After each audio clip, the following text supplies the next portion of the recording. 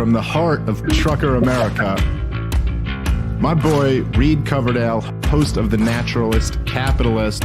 This is what government does. It sucks. It is that perfect mixture of inept and conniving. Some of my closest relationships are now ruined. If you think you're going to win people over by stating commonplaces, you're just selling the other parts. If you are just contrarian, you are by default going to be wrong, because they're always going to have some tidbit of truth. It is about dictating every transaction that you have for the rest of your life. Libertarians need to get out of New York. They need to get out of California. Insurrection at Capitol Hill. That was the beginning of my program. Coverdale is the guy to be president of the United States. No one's willing to change anything about themselves to get there. Well, I'll put a 50 cal attached to my Suburban. And he died doing what he loved, chasing a minor. This guy's a fucking murderer. The gulag is going to be in your house, completely estranged from everything but propaganda. Pearl Harbor was not a surprise, and Saddam did not have nuclear weapons. Unless you solve the central problem, then we'll be fighting over Mr. Potato Head forever. He should not be alive. This is unfucking believable. I've got to get him out of that truck at night and get him into the White House.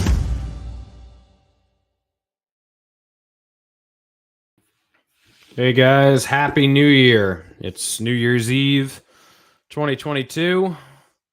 Rounding out, my third calendar year of doing this show. Started doing the show regularly in 2020, and then 2021. Here's 2022.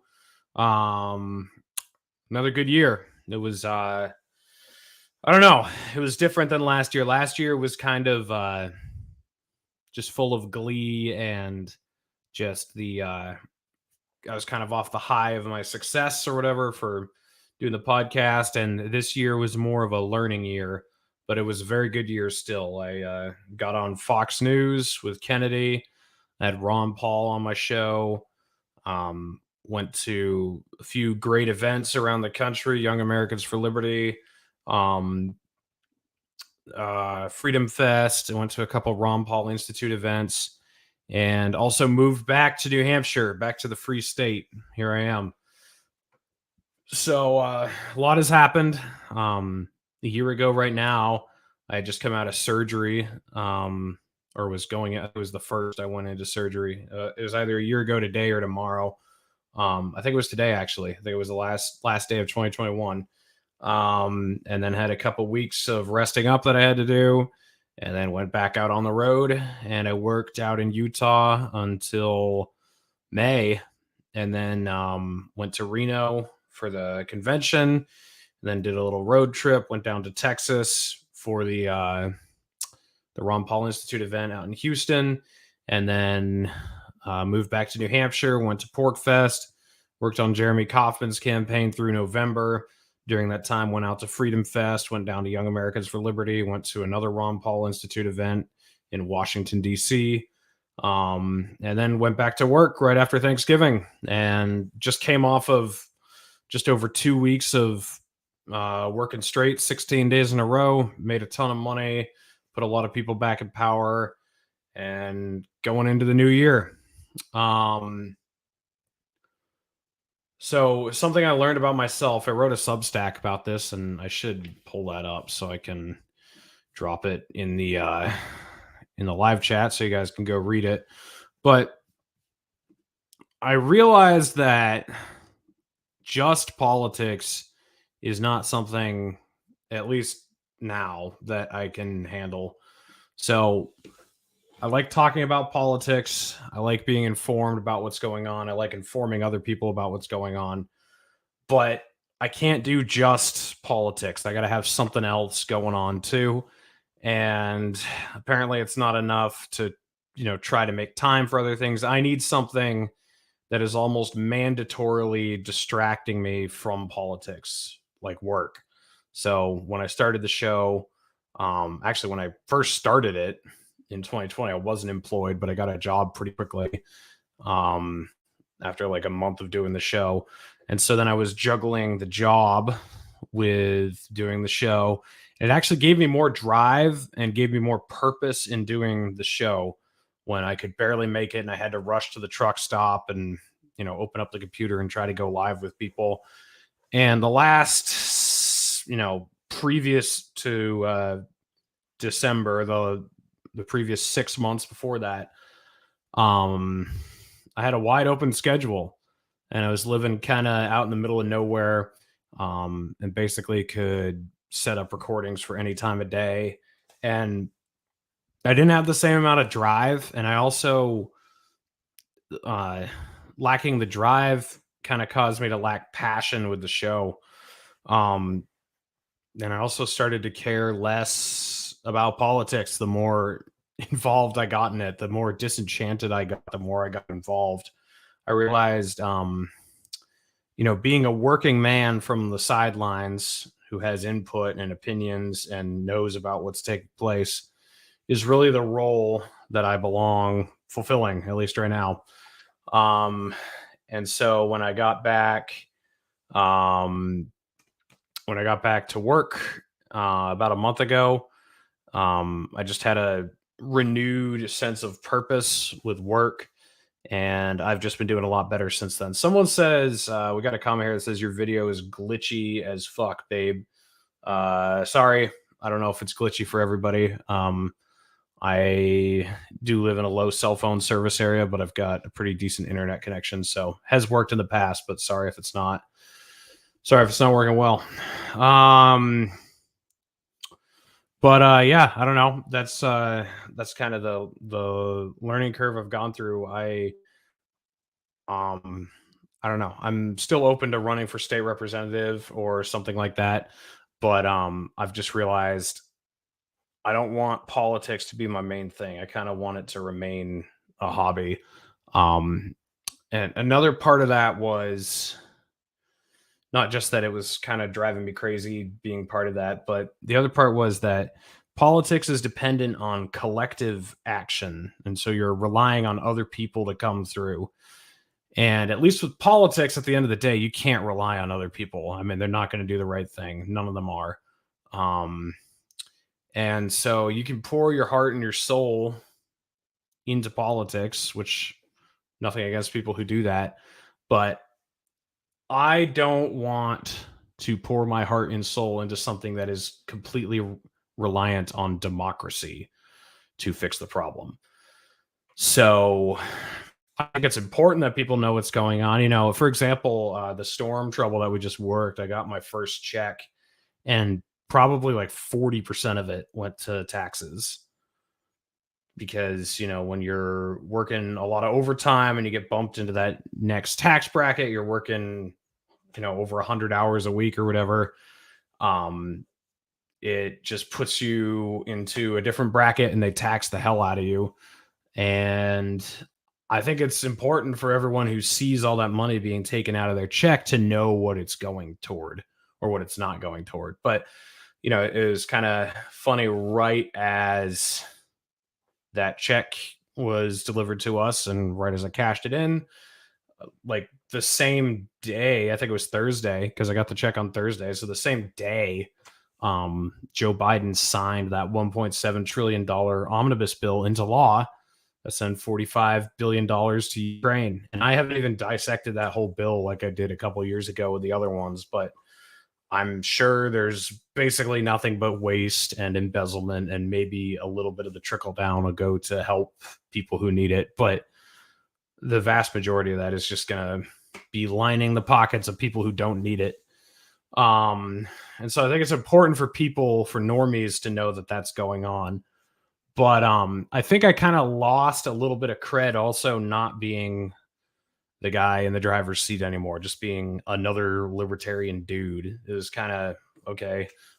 I mean, not that there's anything wrong with that, but there are a lot of other libertarian dudes out there who can, talk about monetary theory and foreign policy and civil liberties or whatever. So I kind of want to be, and I don't think I'll be anywhere near the success of these guys, but I'd like to be Ron Paul meets Mike Rowe, basically. So, and I have had that be part of my image in recent times, but I think I was starting to move away from that. And I think that is something that I want to move back toward, and something that I actually want to embrace even more than I did in the past. So I would do a lot of trucking videos and talk about work a little bit, but I want the purpose of the episodes to also be about that for the most part. I still want to talk about politics occasionally, but basically the way it used to be when I was driving out west was I'd constantly upload trucking videos, and then I would do episodes about politics. And I'd say 9.5 out of 10 of the episodes were political instead of related to work. And sometimes work would make it in. I want to go back to doing lots of like the trucking, heavy machinery operating, whatever videos. And then I want the episodes to be mostly about work, and then talk about politics a little bit. Like, how can we apply all this crazy shit that's going on in the working world to politics? Where is all your money going? Why is everything falling apart? So that is my New Year's resolution, is trying to redirect the show that way. And I would love to get Mike Rowe on the show this coming year. That is a goal. I'd much rather have him than Tulsi Gabbard at this point. I mean, and there are other people who do a lot of these types of shows about truck driving, about farming, about heavy equipment operation.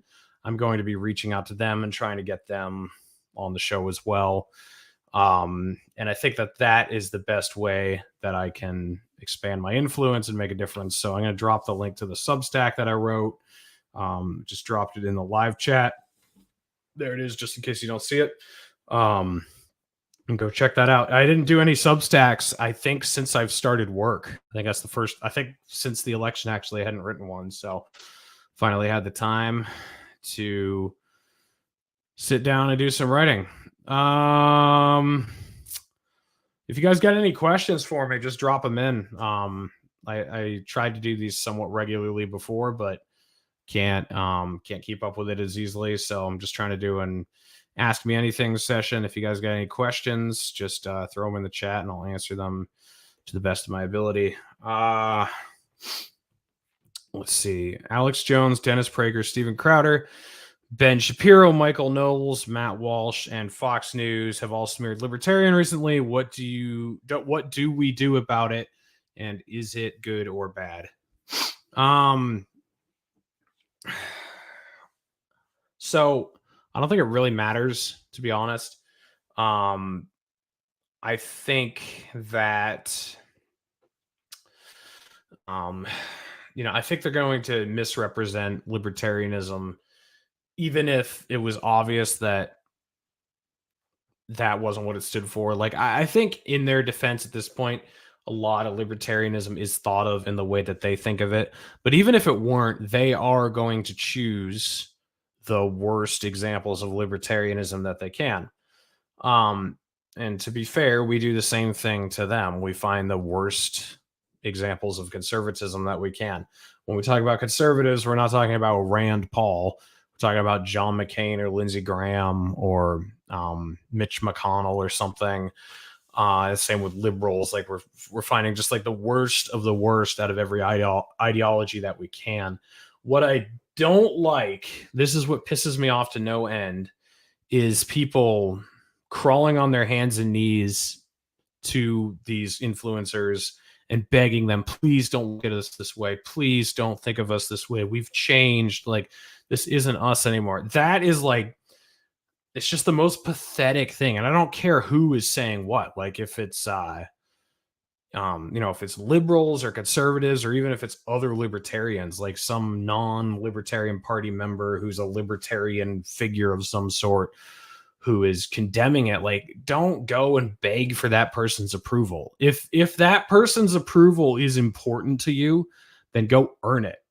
Because if they condemn your ideology and then they see you like crawling to them on their hands and knees, begging them, please don't think of me this way, I mean, is that really going to cause them to have respect for you? I don't think so. So I think if you want to differentiate yourself from some of Reason or Cato's really cringe takes, like the case for vaccine mandates from a libertarian perspective or something like that, then just be different, be the opposite, be LP New Hampshire, basically.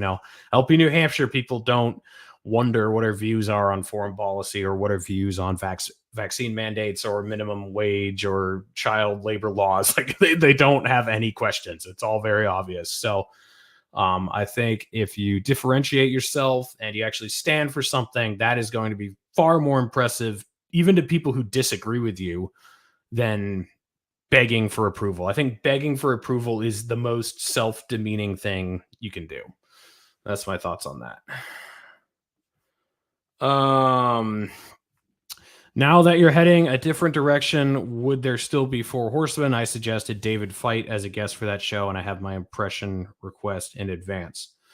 I am still planning to do it. That might change. But as of right now, I don't plan to discontinue that. That would be one of the more, one of the less frequent political shows that I would do. I'm not sure if I'm going to keep doing it once a month. I know some of you guys want it once a week. That's definitely not going to happen. But we've done we have done 2 full years, right? Almost 2 full years. In March will be 2 full years. So I don't know. We might do it once every other month or something. I'm not sure. But as of right now, I haven't officially decided to make any sort of changes to doing the Four Horsemen. Still planning to. And David Feit, I never thought of him as a guest for that, but if he wanted to, I guess we could. I mean, we're going to eventually start running out of people. So we're going to have to start branching out and, thinking of different guests to have. Same question here. Horseman still active? I am planning for it to be. Who are some of your favorite comedians in addition to failed comedian Dave Smith and Robbie the Fire? Have any? To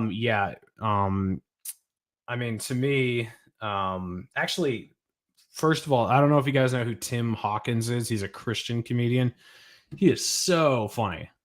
You could go look him up. Just some of his parody songs he makes, and you have to be a Christian to understand some of his humor, but a lot of it is just humor anyone would understand, or you have to at least understand Christianity or whatever. But he's funny. But yeah, I know this might be a bit generic, but George Carlin's my favorite of all time. I mean, he he knows how to change the opinion of a crowd by making them laugh at something.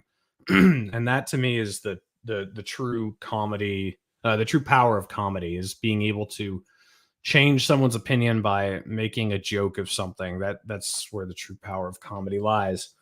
Let's see. I hope that begging person feels as low as they are.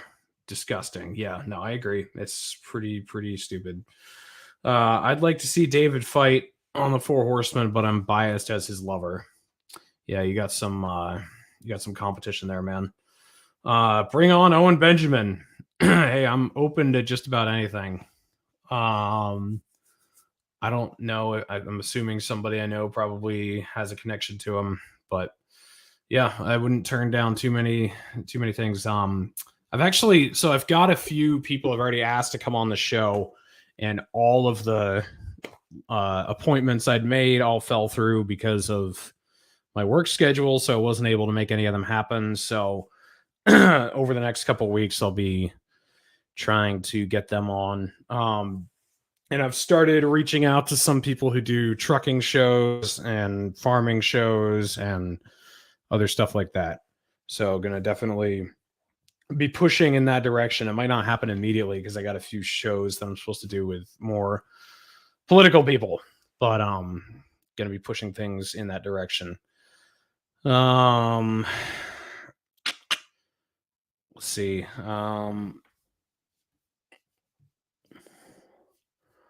Why are radical politics easier to sell to blue collar warehouse workers? So I think a large part of it is in the blue collar world, there's a lot less censorship like out on the job. I mean, you don't have the same amount of HR policies. It's a lot more men than it is men and women. A lot more men working in blue collar fields. So the humor is typically more crass. The threshold for sarcasm is a lot higher. The threshold for verbal abuse is just a lot higher in general. And so there's there's a higher tolerance for freedom of speech in the blue collar field than there is if you're working in an office building. You definitely could not get away saying some of the jokes you say on a job site that you know, in an office building would never fly. So I think that a lot of it has to do with that culture of just letting people say anything without getting too offended. It allows you to talk about things that you can't talk about in an office building. And then it also, I think people's bullshit meter is a little bit more honed in when they're blue collar workers, because when you're a blue collar worker, I mean, it depends on what the job is, but the veneer of social media doesn't carry you as far, I guess. So if you're lazy on the job site, or you don't know how to do anything, or you try to puff yourself up on social media more than you're really worth on the job, it becomes very apparent to your coworkers. Like if they see your social media and you're posting about like what a badass you are and how you're the best of the best of the best, and then they're like, dude, you showed up an hour late and you never do anything we tell you to do and you suck. It just, you know, it's harder to get away with that type of stuff than when, if you're in a white collar office space, you might be able to get away with kind of BSing what your personal life is more like, or what your hobbies are, or whatever.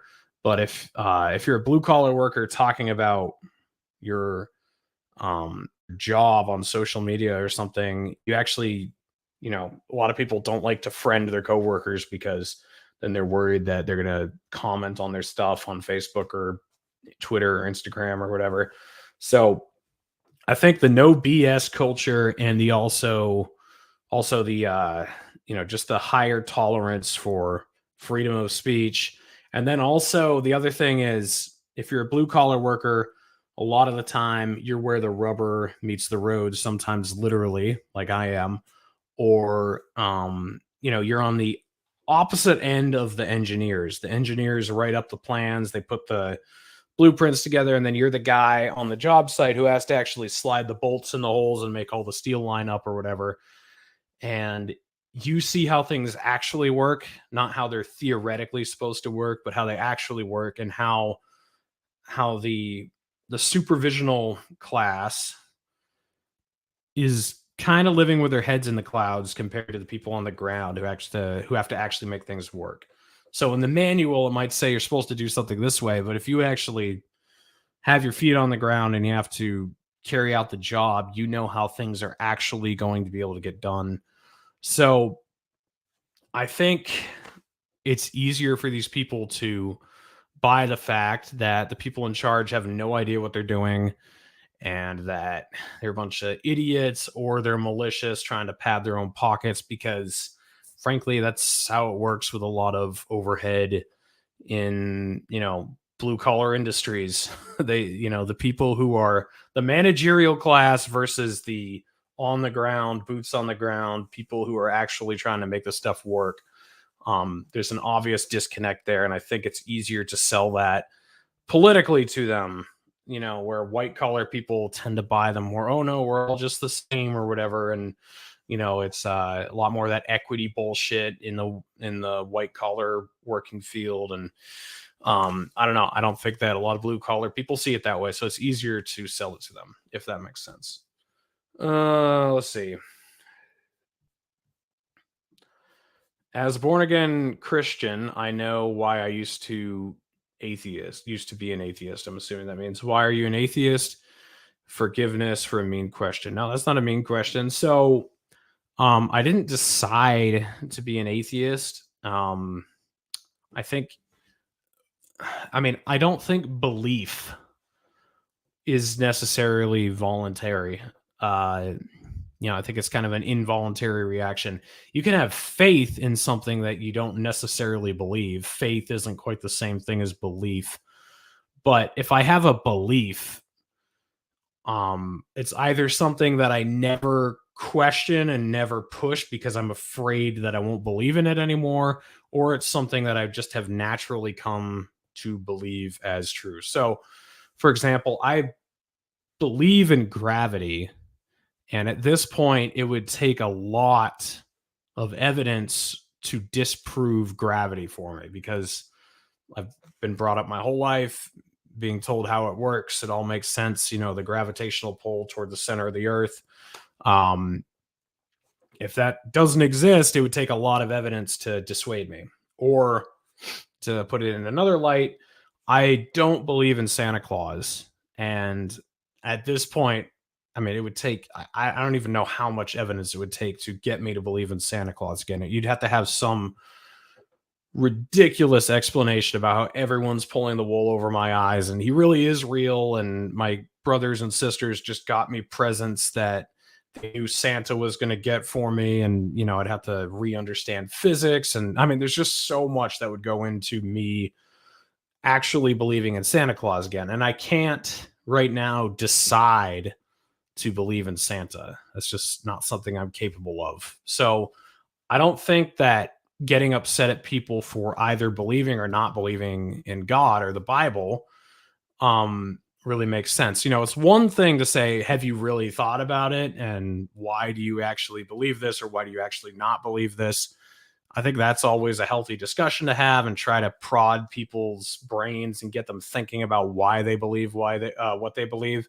But getting upset that people believe or don't believe something, I think I don't do it anymore, because to me, that is not something you have control over. That is pretty involuntary. So atheism, theism, they're beliefs. They're not claims of knowledge. I don't know that there is no God. I just don't believe that there's a God. And you know, these terms have been so twisted, like, no, you can't be an atheist. How can you say that you know there is no God? Well, I don't know that there is no God. I just don't believe in God, at least not in the way that, you know, we classically believe in a creator who made everything and has a personal relationship with us or whatever. Like, the more vague you are about what you think God is, or the creator, or the alternative spiritual plane, or whatever it is you think, the more vague you are about it, the easier time I have accepting it. Once you start getting more and more specific about it, so if it becomes Christianity or like Mormonism or something where you have all these stipulations, all these laws, all these rules, all these names, that's when I start to get really skeptical. So if you're just saying like, hey, I think something created us and I think we go somewhere after we die, and that's all I really got, I'm not necessarily going to have a reason to agree with you, but I have few reasons to disagree with you, because you're supplying so little information and your guess is as bad as mine at that point. So it's like, okay, I don't know, maybe, you know, who's to say that that couldn't be true? I wouldn't. So, but once you start making exact claims about dates and, you know, events that are going to happen and have happened and names and people and all this, that's when I start to say, oh, okay, all right, yeah, sure, whatever. So that's just where I am with it. I know a lot of people who watch the show disagree, but that's cool. That's fine. I like having a diverse audience. Do you think a key difference is that the blue collar job isn't overwhelmingly inundated with women? I mean, I hate to say so, but yes. Like, I think that women, you know, when women are on the job site, the conversation just has to change. And that makes sense. I think men and women are different, and most women can't handle the same type of sense of humor, the same type of beratement that men go through. I mean, if you've worked on a job site with men, it is brutal. The humor, the insults, just everything is just absolutely brutal. And it's not to say that some women can't handle it, because some of them obviously can. But in a general rule, women have made things a lot more, a lot more sensitive. So, yeah, I do think that blue collar workers are less sensitive to being beaten over the head with political truths. And probably, some women, it's the same way. Like a lot of women, just in general, are not as tolerant of, being verbally slapped across the face about the truth. Like with men, it just tends to be something that you could just be like, no, you're an idiot, you're a retard, listen to me. if you say in general, if you say that to a woman, they're less likely to listen to you and get really upset or whatever. So obviously those are generalizations. There are crossovers where men are more insecure or sensitive than women, but as a general rule, men are typically able to take that type of stuff better than women. So I do think that that plays a role.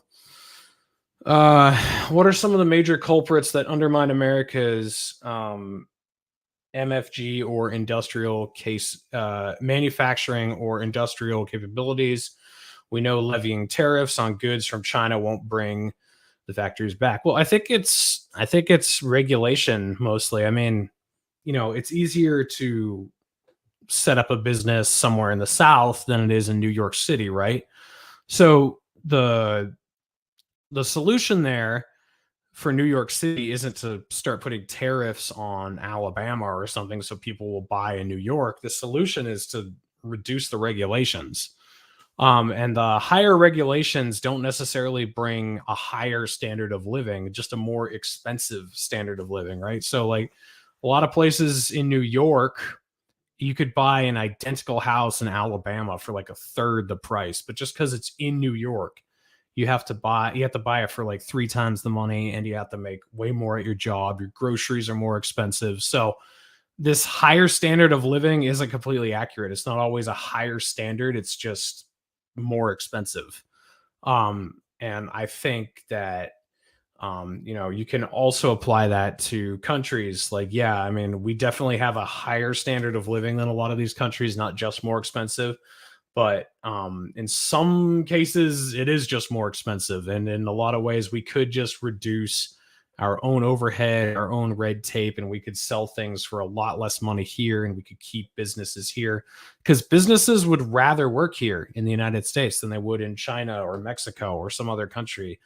But they get forced out because it's just not competitive anymore. So I think it's just over-regulation. And I do think it's also a little bit of laziness on Americans' parts. Like, we have become complacent. We, you know, we have to make $100 an hour. We have to, you know, only work so many hours a day, and we don't want to get up too early, and we don't want to apply ourselves too much. There's definitely a laziness epidemic going across this country. So I think that does, make a difference. Too long, didn't read. Blue collar people aren't worthless, woke cunts. Yeah, I mean, that does sum it up pretty easily. The bullshit detectors are strong within the blue collars. It's true. I don't see half the comments you're reading. What the heck? I don't know, man. It's big tech censoring us. Talk to Flat Earth Dave about gravity. That would be a fun interview and potentially eye-opening.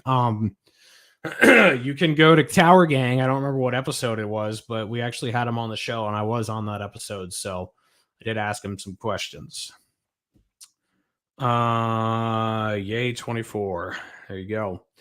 The church is a mess, and understanding reality makes faith difficult. Stop being an atheist. It's cringe. All right, I'll work on that for you, buddy. Let's see. I'm going to scroll down here a little bit. Dave Smith and Pete Quinones has said before that belief in God and religion is necessary for a coherent culture to hold an anarchist society together. What is your take on this topic? So I don't necessarily think that's wrong, actually. I think that, let me put it this way. I don't think individuals, I'm paraphrasing Phil Labonte here, my former landlord. I don't think individuals need religion, but I think that people do. It's kind of like government. I don't think individuals need government, but I kind of think people do. Like, until people decide that they don't need something keeping them in line, they're always going to need whatever that is. And I would rather take the government away from people than their religion. So I think religion, even though I have a bunch of disagreements with it, I think it is one of the strongest one of the strongest counters to government that has existed. It's also one of the most corruptible, co-optable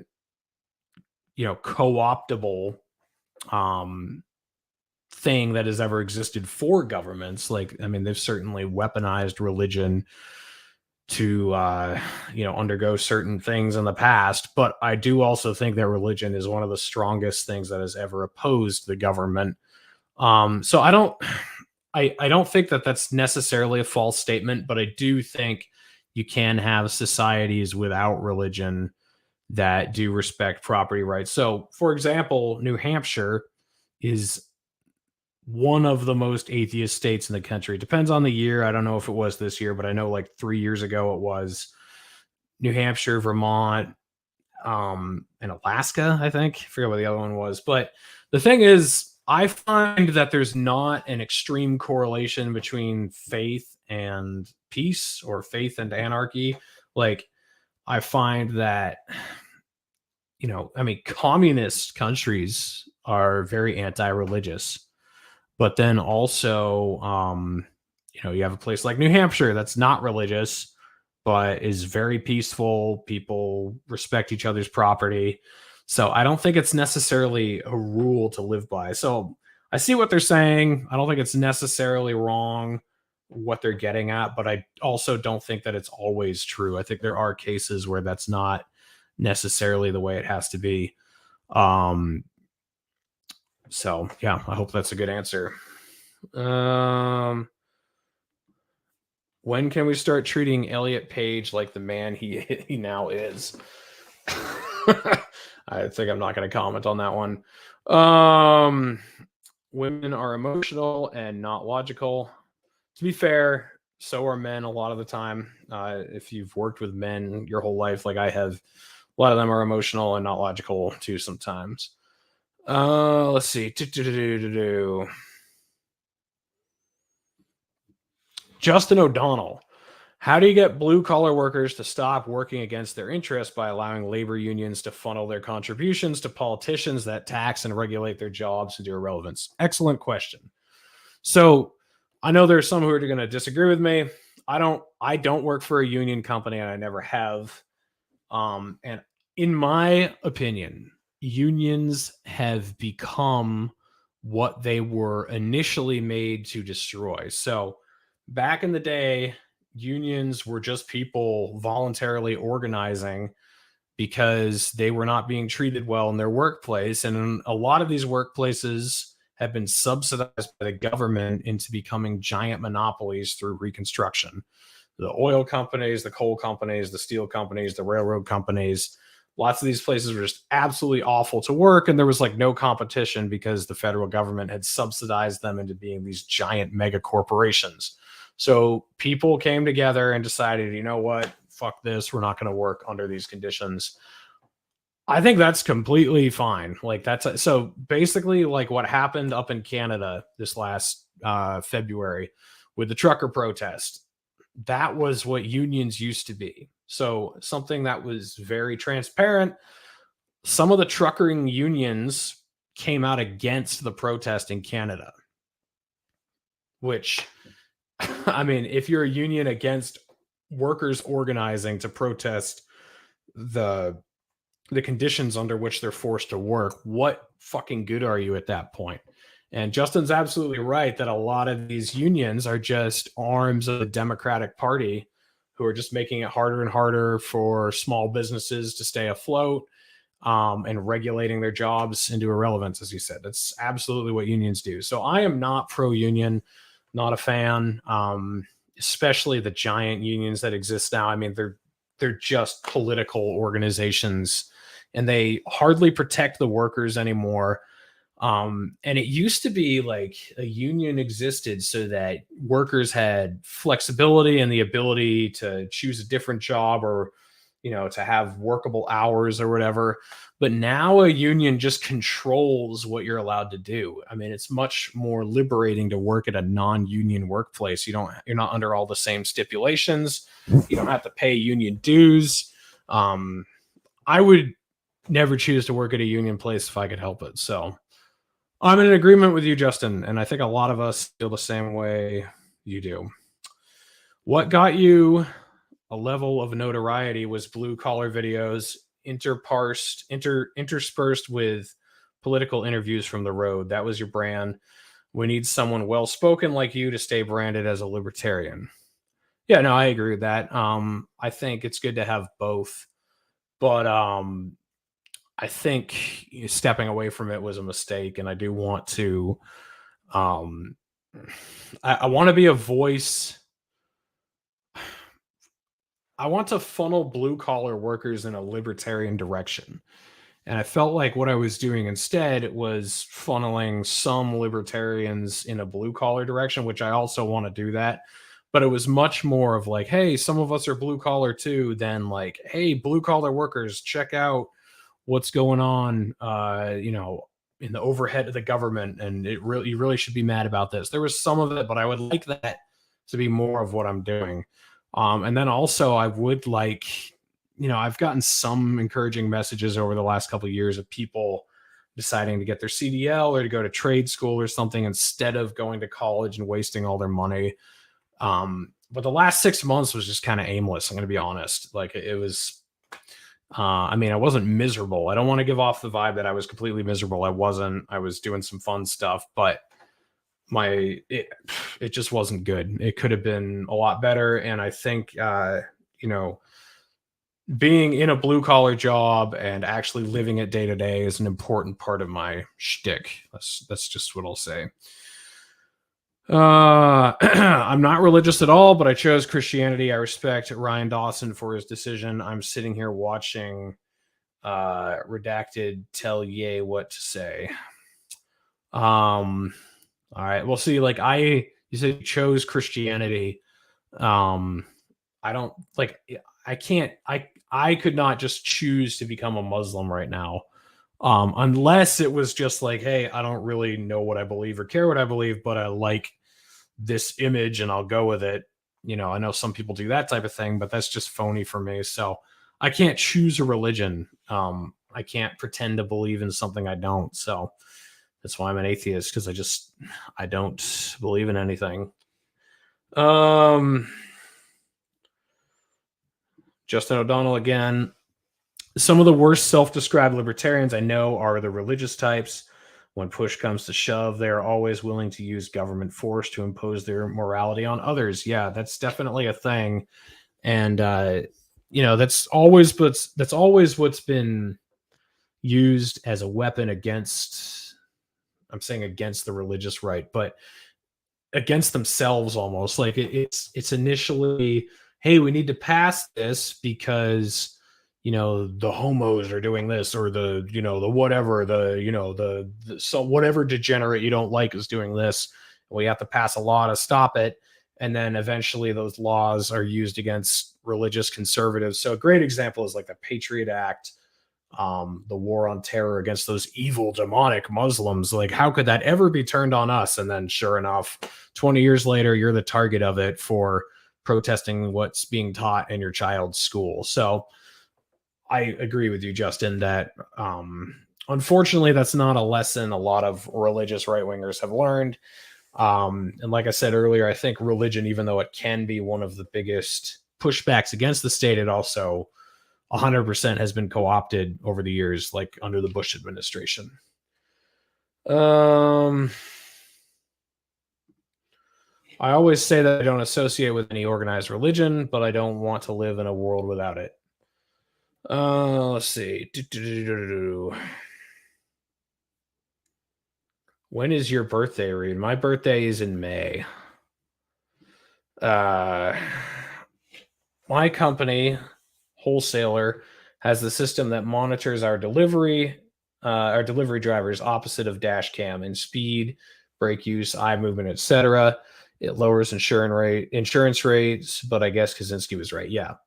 The company I work for now, they actually do have cameras.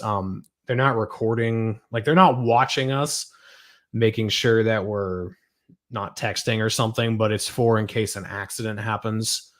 So if an accident happens, then they have a camera on the truck that shows the front and the back, and then also the driver. So if you were texting or something, and then you get in a car accident, you get in deep trouble. And that's becoming more and more common. The last place I worked, they didn't have anything.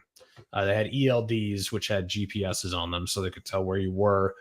But outside of that, they didn't have anything. That type of stuff is going to just become more and more common. And eventually, I think they will be monitoring you all the time. Some companies do. Like they have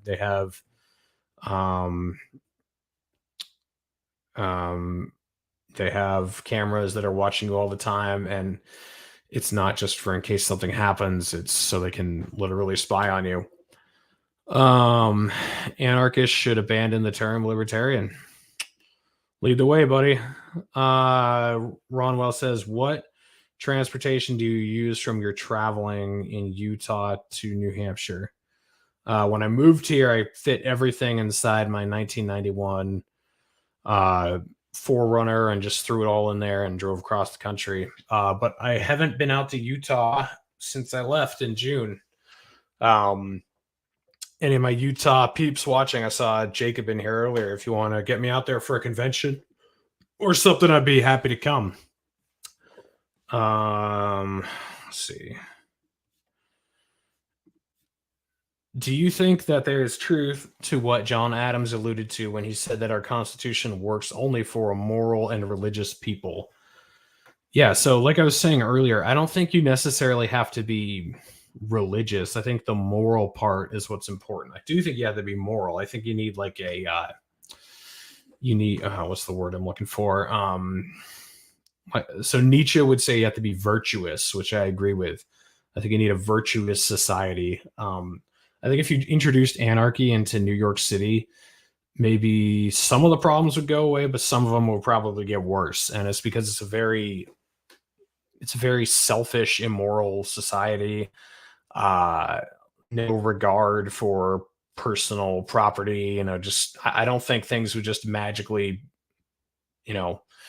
become peaceful and, prosperous in New York City. I think that, or Portland, Oregon. So like they've legalized all drugs in Oregon, I believe. I don't think that's necessarily going to evaporate all the problems with drug abuse. Like, I think that a lot of the drug abuse problems in this country are because of the war on drugs, but I think there are other factors at play too. That's why I think New Hampshire has a chance, actually, because it is a very virtuous society here in New Hampshire. There's lots of generosity, lots of self-reliance, lots of independence. So I think virtue does matter. Oh, hell yeah. I'll talk to everyone and let you know. All right, man. Be happy to come out there. Yeah. Well, I guess I'll cut it off there. Coming up on almost an hour here, coming up on 50 minutes. Yeah, if you guys have any ideas for guests that you'd like to see on the show, and like I said, I am going to be staying political, but trying to move in a more blue-collar direction, please comment on this video, not in the live chat, but actually go to the video link and leave a comment on the video. I'll probably make a post on the community page later, but I would love to get, people who, especially if they're liberty-minded, and they also have a blue-collar job, I would like to try to move in that direction more. So if you have any ideas about who you'd like to see on the show, let me know. But anyways, guys, like I said, it's been a great year. It's been a learning curve for me, but it's been a really good year. Wouldn't take any of it back. And I hope 2023 is just as good. Thanks for your continued support. I realize some of you might leave if this becomes less constantly political, but I hope you stay, or hope you just tune in for the political episodes I do or whatever. But this is the direction I want to go in, so that's what I'm going to do. But Happy New Year, guys. Hope you guys continue to take care of each other and take care of yourselves. I'll catch you on the next episode.